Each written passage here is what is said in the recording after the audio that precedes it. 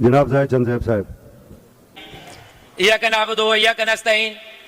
जनाब स्पीकर साहब, अभी मेरे भाई ने जो टैक्स की बात की सूबे में लगाने का, तो मैं अपने भाई के ये गोशो गुजार कर दूं कि ये जो 4% से 25% टैक्स लगा है, ये फेडरल गवर्नमेंट ने लगाया हुआ है हम पे, और हमारे सूबे के अंदर ये एक रीढ़ की हैसियत रखता था। हमें ये टैक्स के मद में जो रेवेन्यू इकट्ठा होता है उसका कुछ परसेंटेज सूबे को मिलता है, बकाया फेडरल गवर्नमेंट लेती है उसको। तो काइंडली इस पे गौर किया जाए, और ये इन्हीं की बनाई हुई गवर्नमेंट है सूबे फेडरल के अंदर, और इस टैक्स को यही रिमूव करके दोबारा 4% पे लेके आ सकते हैं, जबकि हमारा सूबा इस टैक्स को इसमें नहीं लेके आ सकता। दूसरा, अभी पिछले दिनों पिछला जो हमारा इजलास था उसमें हमारे अपोजिशन लीडर साहब ने कुछ बातें कही, उसमें हमारी बहन भी मौजूद थी यहाँ पे, उन्होंने भी कुछ बातें कही। अब इन स्पीकर साहब थोड़ा मुतवज्जो हो जाएं,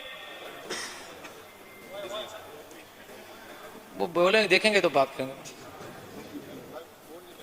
जी जाहिद चंद जी, साहब। तो स्पीकर साहब जो हमारे अपोजिशन लीडर थे, उन्होंने जिस वजारत का मैं हिस्सा हूं उसके बारे में कुछ चीजें उन्होंने डिस्क्लोज की, तो उनके जो कैदीन बैठे हुए हैं, तो उसमें जो पीटीडीसी के होटल थे उसमें ये 19 होटल हमारे पास थे, जिनमें से 17 जो है वो फौज के हवाले किए गए, और ये निगरान हुकूमत का कारनामा है, और इसमें पीडीएम शामिल थी।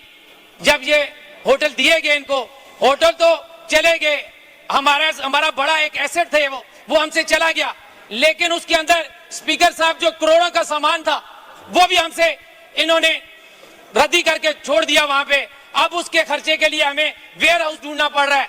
अब हम उस सामान को, रद्दी के सामान को वेयर हाउस में रखेंगे।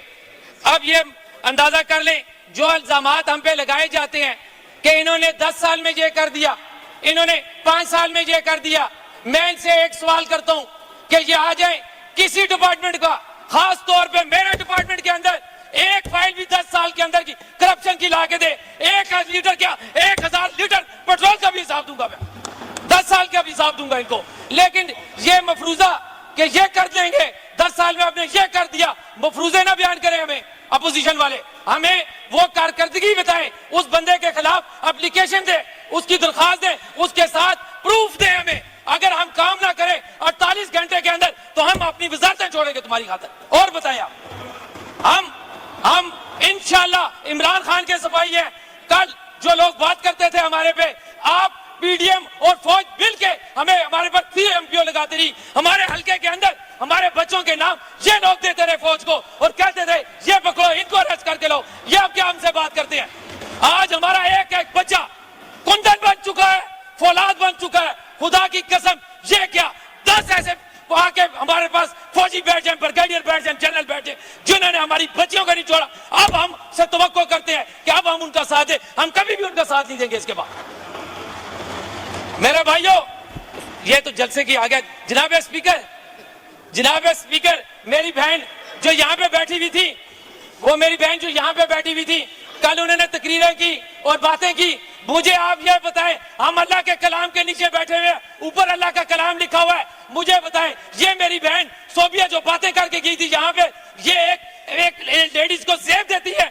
आप ये बताएं, ये हमारा आने वाली बच्चियां हमारा इनसे क्या सबक सीखेंगी? पहले दिन उन्होंने यहाँ पे घड़ी लहराई और हमारे नौजवानों को पुश किया। जब आप पुश करते हैं उनको, उनके जज्बात को उछालते हैं, तो फिर आपको जवाब मिलेगा उसके बदले में। उसके बदले में आपको जवाब मिलेगा। एक मिनट स्पीकर साहब, उसके बदले में जवाब मिलेगा। आप ये क्या करते हैं? स्पीच करके ख्वातीन को हमारे सामने छोड़ के खुद भाग जाते हैं। और भाई खुद बैठो, स्पीच की है, जवाब लो हमसे।